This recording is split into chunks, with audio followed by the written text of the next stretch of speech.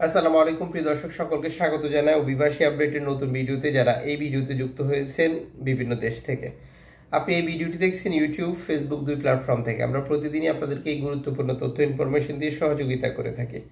চ্যানেলটি সাবস্ক্রাইব করে ফেসবুক পেজটি লাইক ফলো করে যুক্ত থাকলে প্রতিদিনের আপডেট তথ্য প্রতিদিন দেখতে পারবেন। আপনি এই ভিডিওতে কোন দেশ থেকে যুক্ত হয়েছেন কমেন্টস করবেন, ইনশাআল্লাহ আপনার কমেন্টসে রিপ্লাই করবো আমরা। অভিবাসীরা প্রথম ইউরোপে আসার চেষ্টা করে জীবনের ঝুঁকি নিয়ে, আবার ইউরোপে আসার পর যুক্তরাজ্যে যাওয়ার চেষ্টা করে, যা প্রতিনিয়ত বৃদ্ধি পাচ্ছে। সর্বশেষ ফ্রান্সের একটি দ্বীপ থেকে যুক্তরাজ্য যাওয়ার পথে বেশ কিছু পিকচার ভাইরাল হয়েছে। দেখতে পাচ্ছেন ধারাবাহিকভাবে অভিবাসীদের যুক্তরাজ্য প্রবেশের চেষ্টা।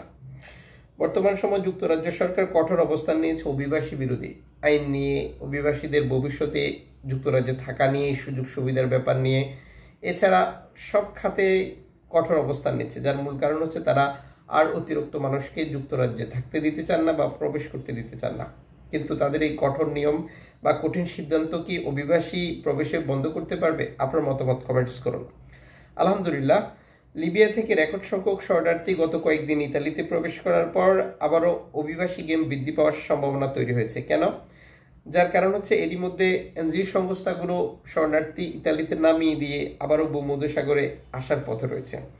সর্বশেষ পরিসংখ্যানগুলোতে স্পষ্ট করেছে কয়েকটি এনজিও সংস্থা যারা শরণার্থী উদ্ধার করার জন্য তাদের প্রস্তুতি গ্রহণ করার পর ভূমধ্যসাগরের দিকে রওনা দিয়েছে।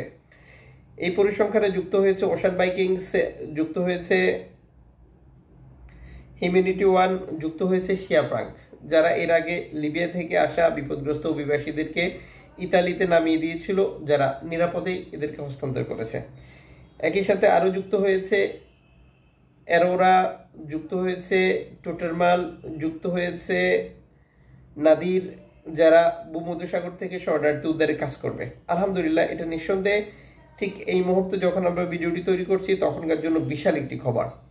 গত কয়েকদিনে যেমন ভূমধ্যসাগরে অনেকগুলো গেম হয়েছিল, রেকর্ড সংখ্যক বাংলাদেশি ইতালিতে প্রবেশ করতে পেরেছে। আগামী কয়েকদিনও রেকর্ড সংখ্যক বাংলাদেশি ইতালিতে প্রবেশ করতে পারবে। কিভাবে এটা বলছি আমরা? যার কারণ হচ্ছে যখন এই এনজিও সংস্থার উপস্থিতি ভূমধ্যসাগরে থাকে তখন গেম বৃদ্ধি পায়, আর এই গেম বৃদ্ধি পাওয়া মানে রেকর্ড সংখ্যক বাংলাদেশির ইতালিতে প্রবেশ করা। এই এনজিও সংস্থাগুলো কখন আসবে, কখন তাদের অভিযান হবে, এটার উপরে অনেক গেম পরিচালিত হয়। যে সকল মাফিয়া বা দালাল শরণার্থীদেরকে ইতালি পাঠানোর জন্য কাজ করে তারা অপেক্ষায় থাকে। যে সংস্থাগুলো যখন এটি প্রচার করে তখন তারা প্রস্তুতি নেয়। যার কারণ হচ্ছে ভূমধ্যসাগরে বিপদ হলে তারা তখন মনে করে যে এই এনজিও সংস্থাগুলোর সহযোগিতা তারা পাবে, আর এই সহযোগিতা পাওয়ার আশায় গেম কয়েক গুণ বৃদ্ধি পায়। আর যখন এনজিও সংস্থাগুলো থাকে না তখন গেমের পরিসংখ্যান অনেকটা কমে যায়। ইনশাআল্লাহ 5টি এনজিও সংস্থা ভূমধ্যসাগরে থাকলে একটিও নৌকাডুবির ঘটনা ঘটবে না। আল্লাহর সবাইকে এই এনজিও সংস্থাগুলোর উছিলায় ইতালিতে পৌঁছে দেওয়ার ব্যবস্থা করবে। দেখা হচ্ছে আগামীকাল নতুন ভিডিওতে। সে পর্যন্ত শুভকামনা।